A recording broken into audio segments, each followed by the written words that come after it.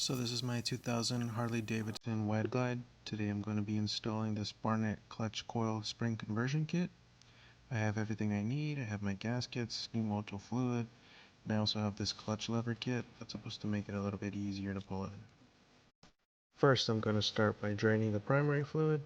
I just did this about 50 miles ago, so I'm going to try to save and reuse most of the fluid.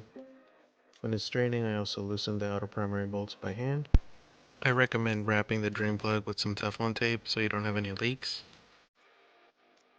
After that, with the plug back in, I just ripped everything out with my drill.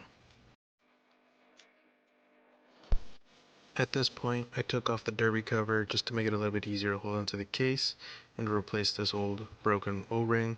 I almost forgot to take these two bolts off that hold the inspection cover, so I took those off, and now everything's loose. I had to take it off at a little bit of an angle just because of the kickstand extension that I have on the bike. With the primary case now completely off, it's a good idea to check the tension on the chain, to check all your components in here, your tensioner and all that stuff. Now we're going to remove these 6 gold bolts that hold the clutch in place. You want to be careful with these because they do have some tension due to the diaphragm spring. With the bolts completely off, you can remove these 3 pieces that are not going to be reused. That's the retaining ring, the diaphragm spring, and this little base plate. In the base plate is your rocker adjuster. Going to reuse that. I put the new spring kit on the bike now, and to make sure my rocker adjuster fits. Here I'm tightening all the coil springs down into the base, a little bit at a time, so we don't warp the ring, and like a car wheel you want to go in a star pattern, and then in a couple circles. I want to say it was about 120 Newton meters.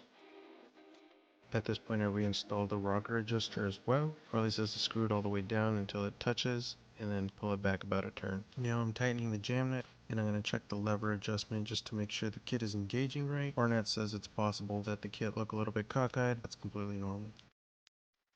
This kit came with a couple different coil selections. I went with the gold ones.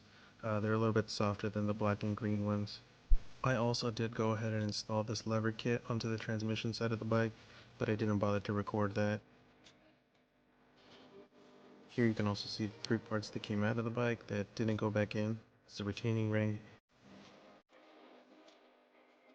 the diaphragm spring, and then that little base plate.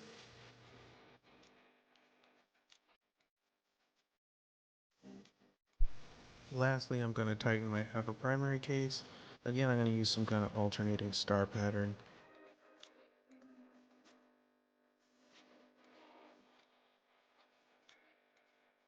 And then I just ran in the inspection cover. Never had any issues with that. I was able to reuse most of the fluid, but I did spill a little bit, so I did use some of the new Motul as well.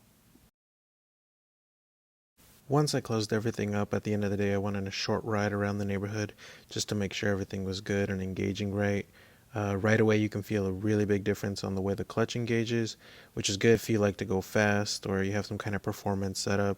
The lever was a little bit stiffer than I like, so the lever kit helped.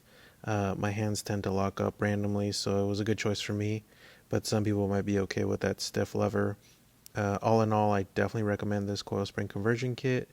It's not a hard install. This is a shorter video, but it probably took me about an hour and a half to do this clutch. Definitely recommend it.